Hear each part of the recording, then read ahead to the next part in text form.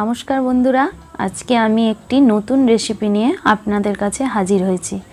রেসিপিটি হলো দুধ পাস্তা, যার জন্য আমাকে প্রথমে 1 গ্লাস দুধ, কিছু কাজু, কিশমিশ, গুঁড়ো দুধ, এলাচ, চিনি, 1 টেবিল চামচ ঘি এবং 250 গ্রাম মতো আমি এখানে পাস্তা নিয়েছি। কিশমিশ ও কাজুটা একটু বেশি পরিমাণ দিলে পাস্তাটার স্বাদ একটু বেড়ে যাবে, আর কিছু তেজপাতা।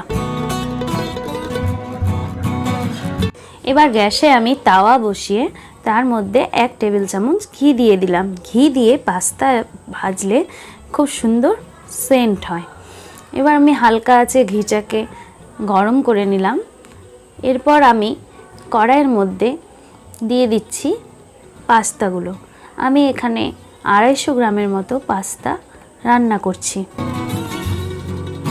তারপর আমি কাজু কিশমিশ একসাথে ভেজে নিচ্ছি। আপনারা চাইলে আলাদা করে এটা ঘিয়ে ভাজতে পারেন।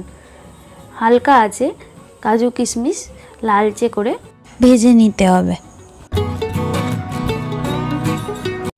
আমি 1 মিনিট ধরে এটাকে ভেজে নিলাম। এবার ভাজা হয়ে গেলে আমি একটি পাত্রে নামিয়ে রেখে দিচ্ছি। এরপর আমি তাওয়াতে দুধ পরিমাণ মতো দিয়ে দিলাম। আমি এখানে একটু বেশি দুধ দিয়েছি, যেহেতু আমার পাস্তার পরিমাণ একটু বেশি।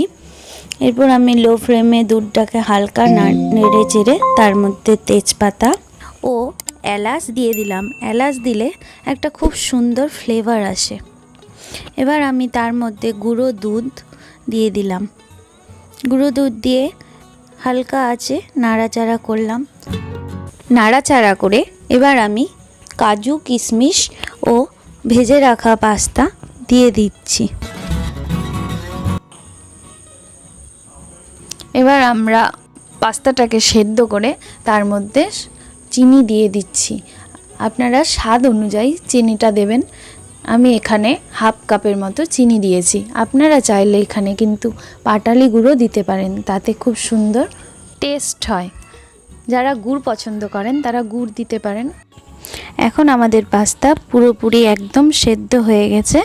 এখন আমরা পাস্তাটাকে ভালো করে নেড়ে চেড়ে আমরা গ্যাস অফ করে দিয়ে একটা পাত্রে নামিয়ে নেব। আমাদের পাস্তা এখন পুরোপুরি রেডি হয়ে গেছে। আমরা এখন একটা পাত্রে পাস্তাটাকে নামিয়ে নিচ্ছি।